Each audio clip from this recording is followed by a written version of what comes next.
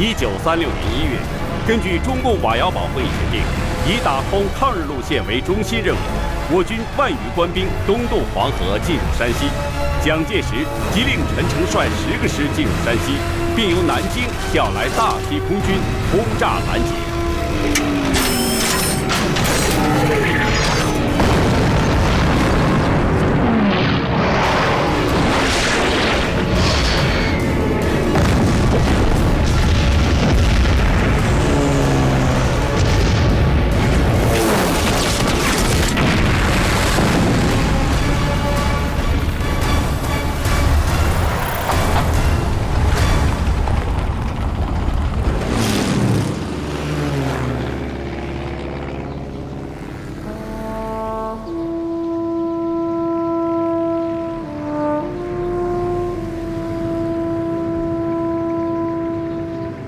多少年后，有朋友问我，以你当时的年龄，潜伏在敌人空军的心脏之内，你是如何掩藏住自己的真实感情的？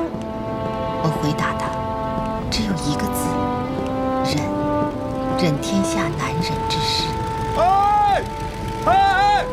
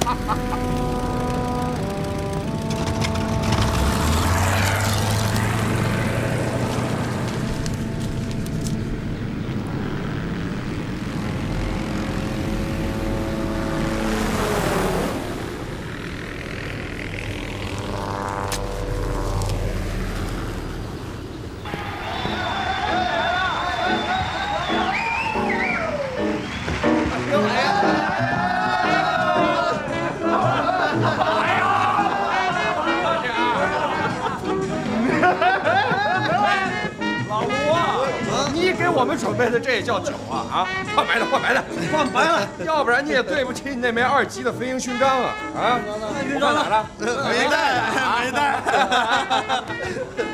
你也甭笑，老邢啊，你3次任务就已经升成中尉了，赚得盆满钵满，是不是？啊！我告诉你啊，今儿你不把它给我干了，我给你没完！喝了啊，喝了，那不能这样。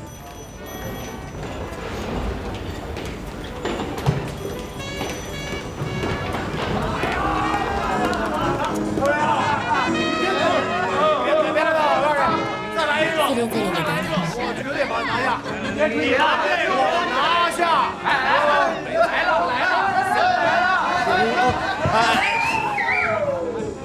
长官长官，哎，长官来了不敬礼！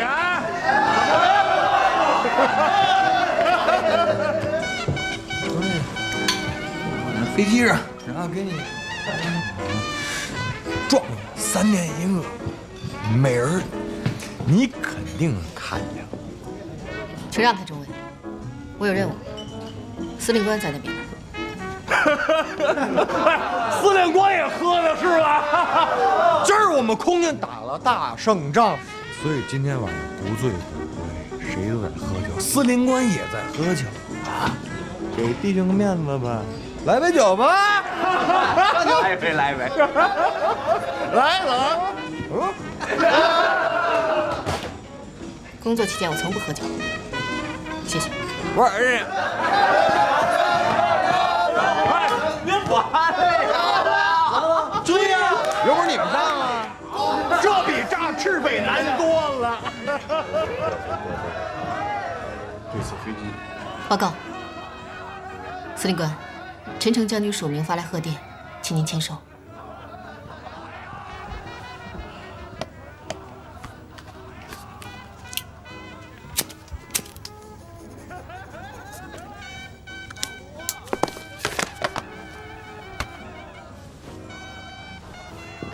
哎，等等，新兰，您还有事，司令官？过几天就是委座的50寿辰了。咱们空军正在筹划一个大的献祭庆典。庆典？对，有2样事情从现在就要开始着手准备，一个是新机，一个是新衣。我能做什么吗，司令官？试飞小组要对从意大利进口的新型战机进行试飞，这是新机。新衣嘛，我们这些大男人可就插不上手了，还得靠你这个漂亮的女孩子去办。我没明白您的意思。委座把空军的管理权授予了夫人，也就是说，夫人实际上是我们空军的最高指挥官。我希望在庆典的当天能看到夫人有一身新的礼装，样式要得体。你马上和夫人的侍卫官联系一下，选择什么样的款式、颜色、布料、质地，你们要仔细斟酌。总而言之，要既能体现我们空军的特色，也符合夫人的品味，明白了吗？明白了。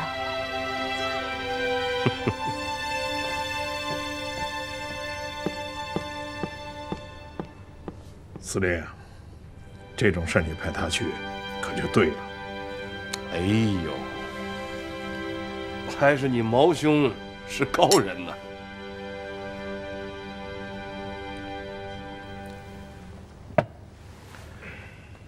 本来嘛，你想，夫人的一个翡翠纽扣，就相当于我们的2架霍克3。这种事情，可不是你和我所能干预的。所以说，像办这样的事情，你派他去，那可就太对了。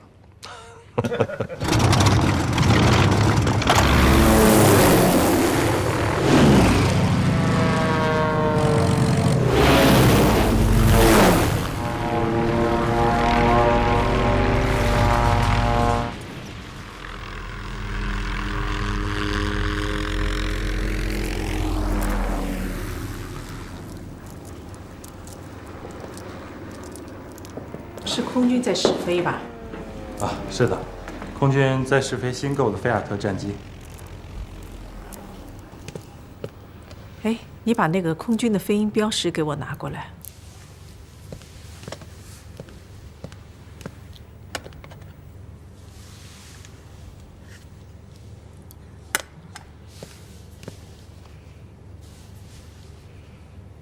哎，这就对了。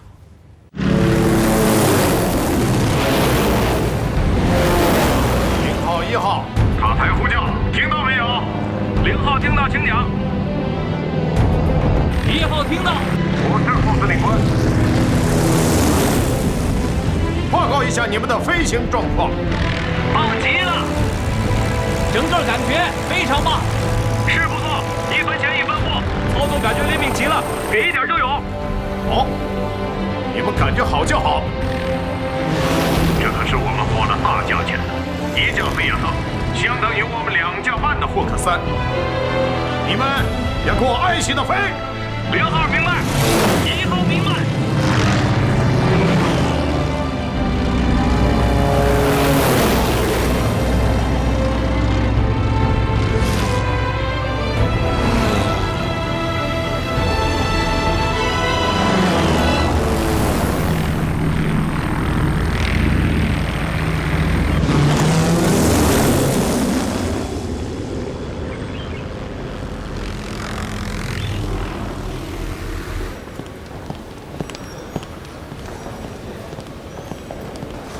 来了。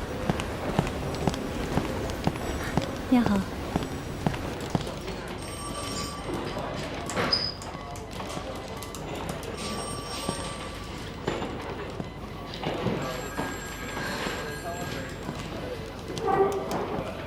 来啦。哪儿来的花？天上的邢公子托人送来的。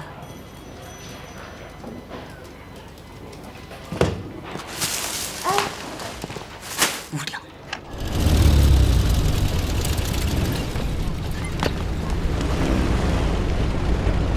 敬礼。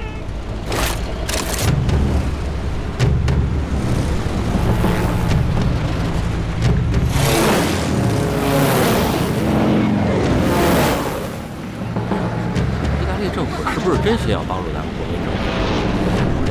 现在西北的共产党武装啊，生怕是这些错。我觉得这，你看。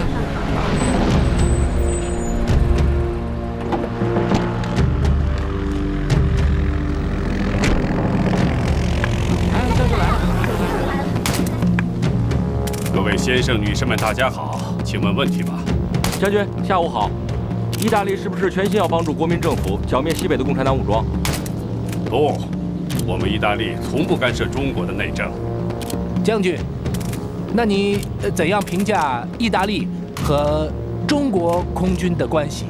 棒极了，菲亚特战机就是证明。可意大利和日本的关系似乎更好。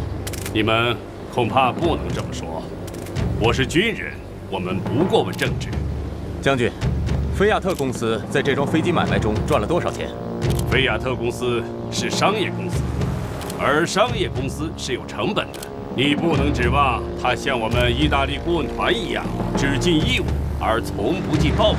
0号1号，发财呼叫，听到没有？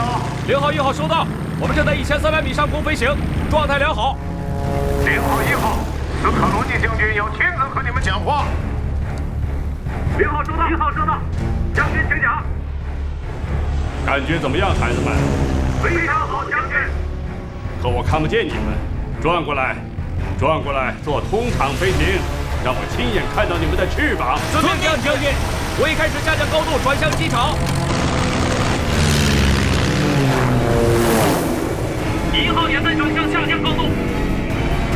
不，必须做通场飞行，确保记者们能够拍到菲亚特的空中姿态，那会非常优美，像诗一样，全金属外壳，流线型设计。可以理解。我们中国有句老话，叫“富贵了不还乡”，也就是锦衣夜行。毛将军，您说的这个什么锦衣夜行，我不大明白。也就是说，穿着漂亮的衣服在黑夜里逛着，白下了那身漂亮的衣服。太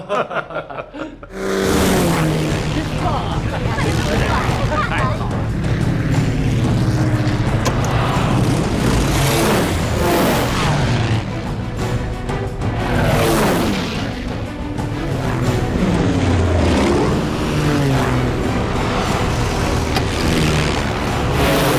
将军，他们来了。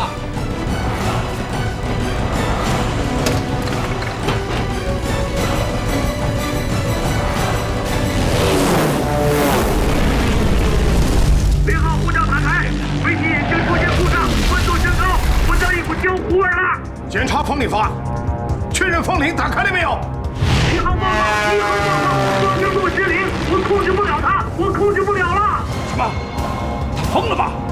他不能这么飞。1号正在向我飞来，1号正在向我飞来。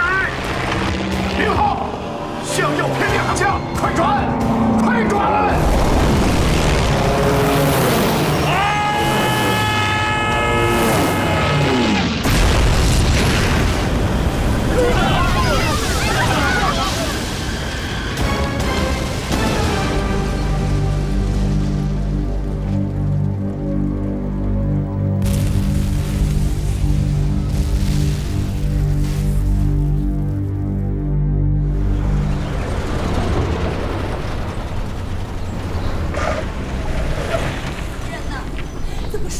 摔下来了呢，半小时不到就摔了2架，他们空军是干什么吃的？周将军，您得稍等等，刚来的人还没走，又哭又闹的，不好办。都捂着，没有人敢说真相。夫人，你要为我们做主啊！不能就这么打发了，那都是些什么飞机啊？头一次飞就这样，还指望着他们打仗呢，不明不白的，在空军里头都是些不明不白的事。收黑钱？什么黑钱？有搬军扣的不收回扣，一大笔军费呀，就买了这么多铁棺材回来，这胆子他们来了多久？来了好一会儿了。要给我们夫人连晚饭都没吃。校长不在，是，不然他们不敢那么放肆。军阀国法难容啊！夫人真是好脾气啊，是空军失职。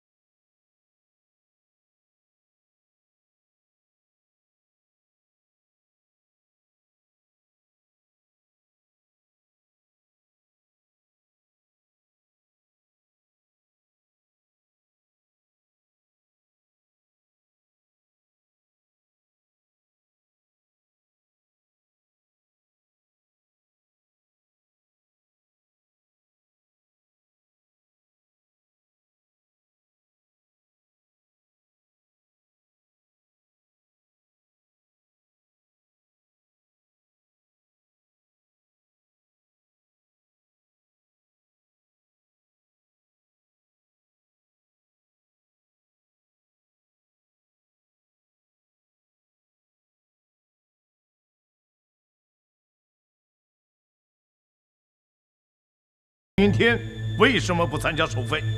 军人的职责是服从。我说毛兄啊，你这是何苦呢？这不是要把事情往沟里带吗？这样下去没什么好处，只会让意大利人更加高兴。可我还真是想知道，你真的打了那个电话吗？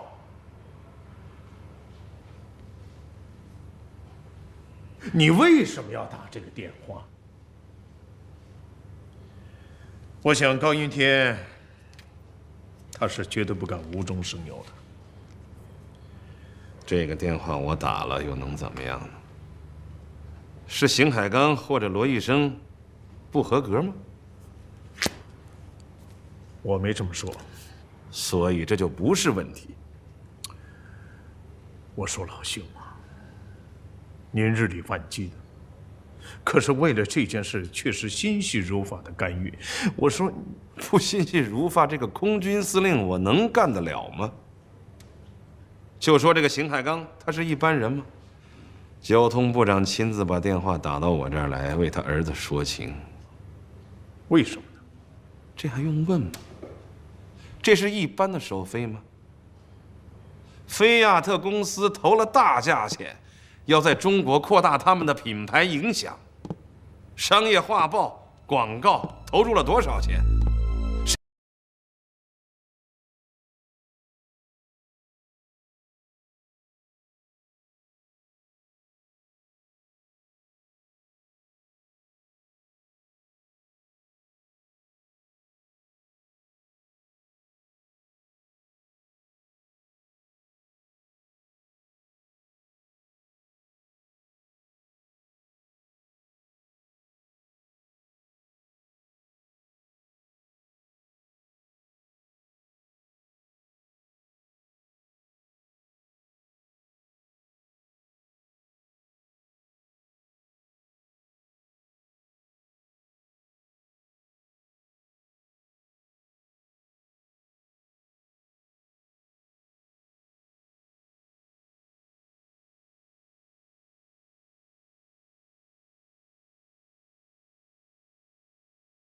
肠子都快悔青了。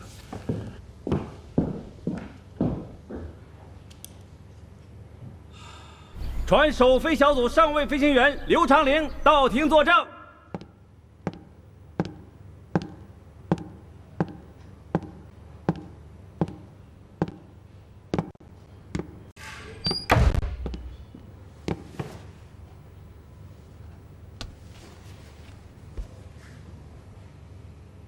请举起右手。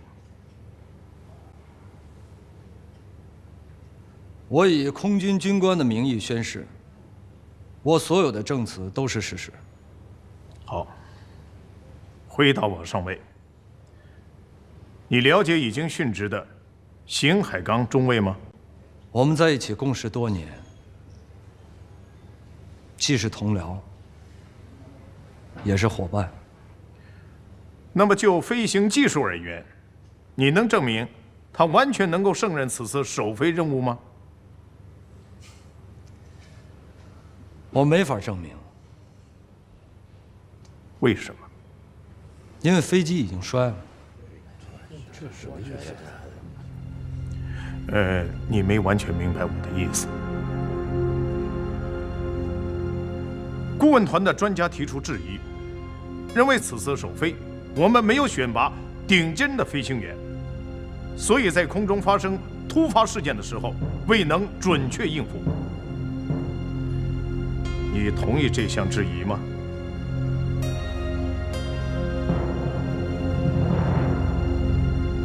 我不同意。看来这里另有一景。请说出理由，上尉。从空中记录上来看，当时海刚驾驶的1号机方向舵已经失灵。如果把这个责任记在他的头上，这未免有点太荒唐。你还是没能说明理由。我还要怎么说明理由？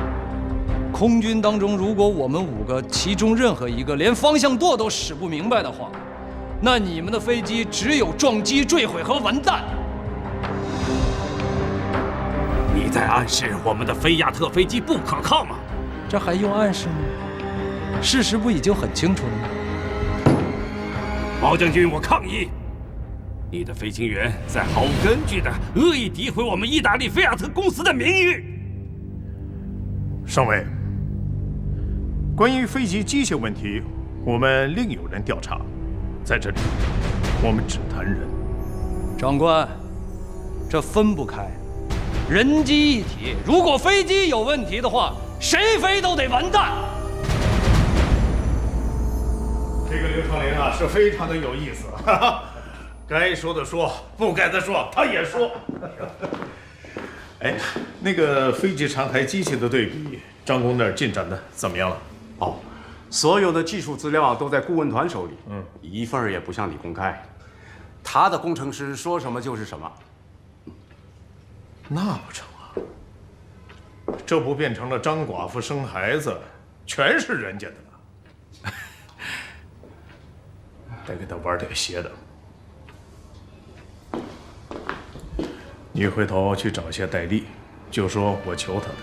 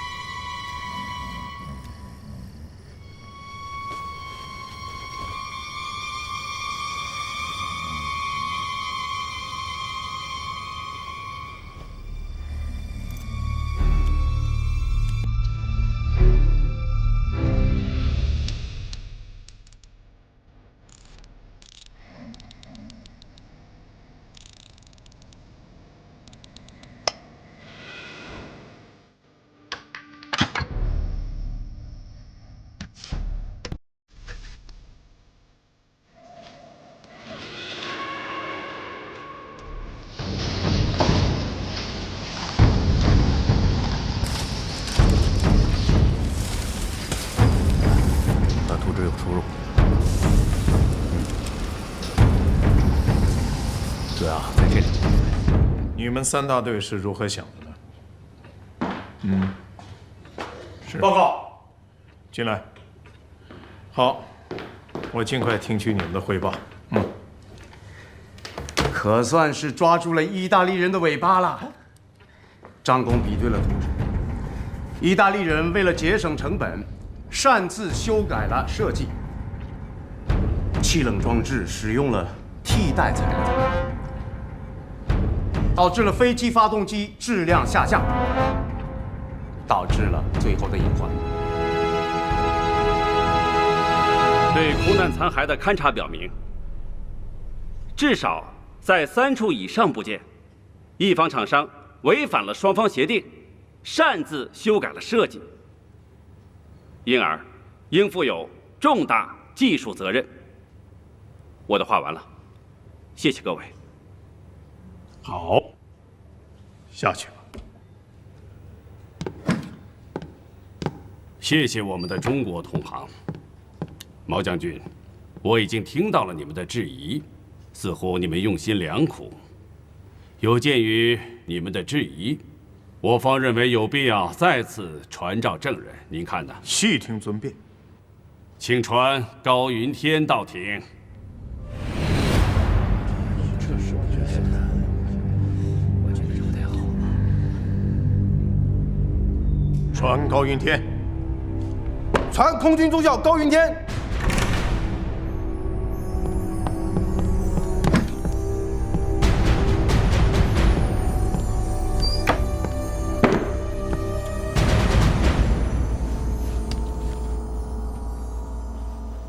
高，很抱歉，我们不得不再次传唤你。我随时听候召唤。众所周知，菲亚特战机的引进项目是你们的孔祥熙部长和我们的领袖墨索里尼在罗马亲自决定并签署协议的，对吗？这件事情我们没有向下传达。是这样吗？那么高，我们还是谈谈你知道的。1年前，你们的军购接收小组到了罗马。据我所知，你是小组唯一的验收飞行员，对吗？是的。那你都做了些什么？负责验收和试飞菲亚特样机。那就对了。你是中国飞行员中第一个飞菲亚特的，对吗？是的。你试飞的结论是什么？菲亚特性能卓越，非常好。你在验收报告上签字了吗？是的。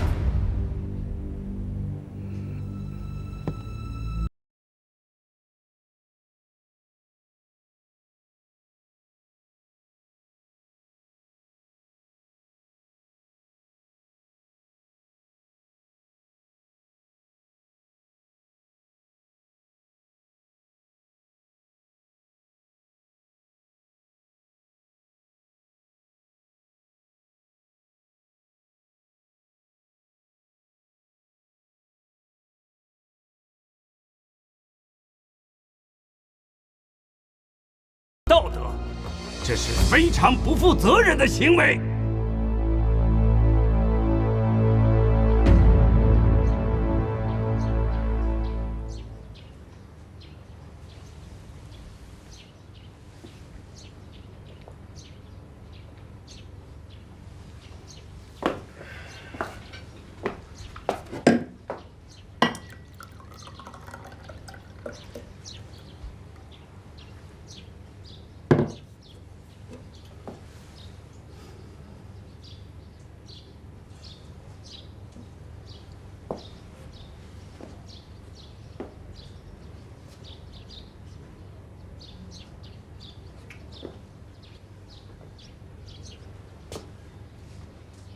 丽丽，丽丽，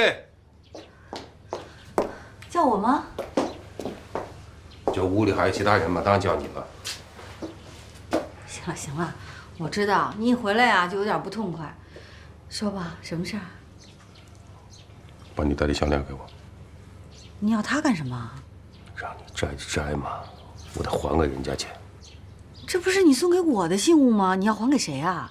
信物也得摘。我知道了，又是你们那个前妻家里啊那个白俄女人。哎，咱们说好的不提他的。不提就不提。可是他的魂儿什么时候能散啊？你呀，也就碰上我这么豁达的女人了。拿去吧。好了，别瞎猜了，这是意大利人送给我的。这帮王八蛋现在拿这个来要挟我，我得还给他们，省得往我身上泼脏水。意大利人怎么要挟你了？所以说，不是项链那么简单的事情。算了，以后再告诉你吧。啊，今天晚上不在家吃饭了。晚上呢，服务团的少平搞了个招待会，所有的试飞员都得去。哎，又怎么了？少喝点酒。知道了。这空难呢，把人心都弄散了。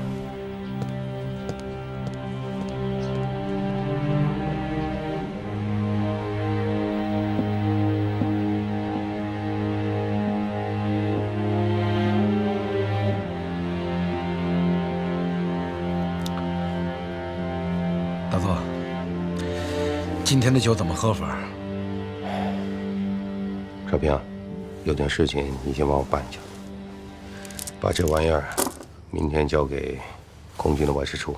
这是我在罗马的时候从他们内部商店买的，那里面都是些他们从各殖民地搜刮过来的珠宝，每个官方客人只要花100美金就能随便拿走一样。虽然我不知道这玩意儿值多少钱，但是我不想给意大利人留下任何的把柄。在这儿呢，我以殉难兄弟的名义起誓，我在罗马绝对没有收意大利人一个里拉。哎呀，高大佐，你何必那么认真呢？大家都是兄弟，谁不了解谁呀？要我说啊，这就是命。哎呀，这两位搏命的公子啊，可惜了了。行了，别说了。所以啊，今天的酒啊，也是该喝了。人这一辈子得遇到无数个坎儿，甭管多大的坎儿，都得过去。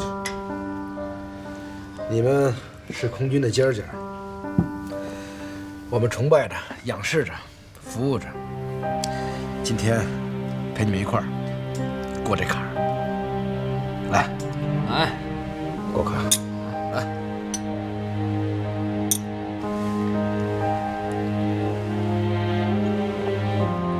如果那天晚上没有周将军那个电话，少宁啊，兴许这2个位置就是你我的了。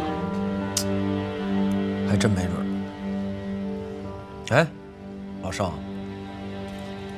我怎么听说前一阵儿你帮着秦海刚给人代送鲜花来着？有这事儿吗？哼，我们是服务团的嘛，兄弟有什么样的要求，我们都得尽力。那女的谁呀？海刚这人你们知道，生来就是个情种，他身上不管是手表还是手枪，都是最时髦的，所以他追的人也是最难追的。哎，邵干事，你说的是谁啊？情报处冷面玫瑰马新兰。这有点难度，多少人都试过了，没戏。海刚也是要为了给自己证明，所以才要守菲菲亚特，证明自己是个空军的大英雄。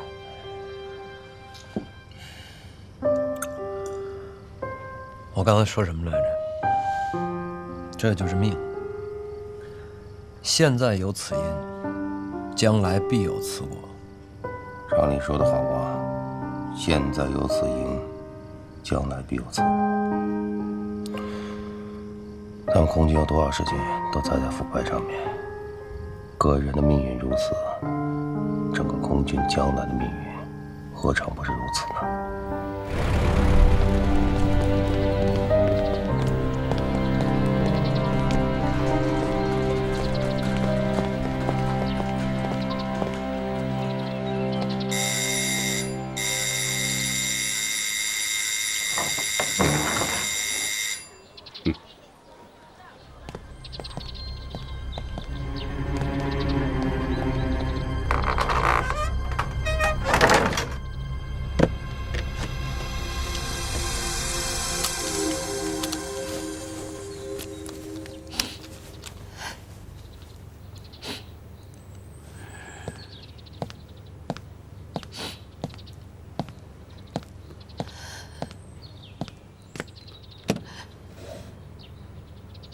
这是周副主席让我亲自转交给你的。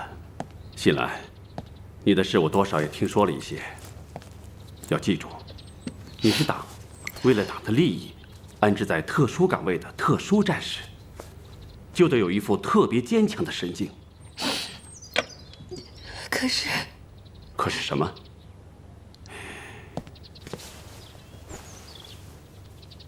你要习惯于你的工作环境，不要相信感情。干我们这一行，要从不承认感情。我听说你也参与了那个献姬祝寿的庆典准备。传说蒋夫人旗袍上的纽扣是翡翠的。哼，还真是啊。上有好者，下必甚焉。有这样奢靡的上层，他们的空军也只能是扮成一滩浑水。那样也好，他们垮台的更早。不，腐败了，未必会导致他们立刻垮台。可如果他们遇到了一个代表新兴力量的强大对手，那情况就不一样了。也因此，他们宁可放着日本人不打，也要竭尽全力剿灭我们的党和军队。而你我的工作，就是要在他们的心脏内保护我们的党和红军，明白吗？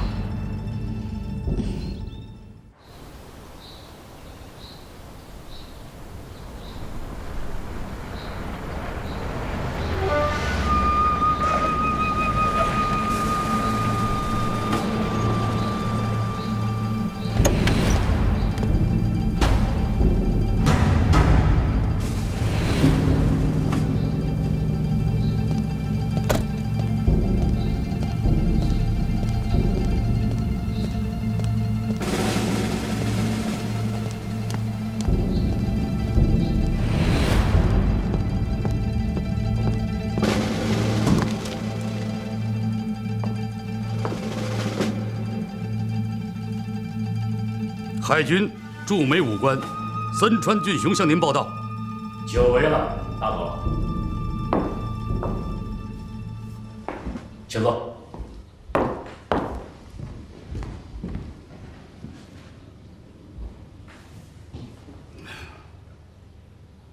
华盛顿那边都还好吧？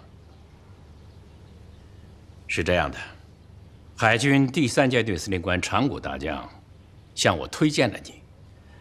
所以让你赶着来东京一趟。长谷大将，卑职与长谷大将并不熟悉。我听说，他不正准备去上海吗？是的，他执意让你也参与计划。计划？什么计划？参谋总部刚刚拟定了未来华北作战海陆军航空协定。对于这个协定，海军不甚满意。那些陆军的外行们完全不顾及我们海军的利益。华北作战？您是说？是的，对华作战势在必行。重要的是，首先要摧毁支那的空军力量。可是我们拿到的协定完全站在陆军的立场，所以你要代表我们海军重新修订这一战略预想，我要什么好处都让陆军给包了。嗨！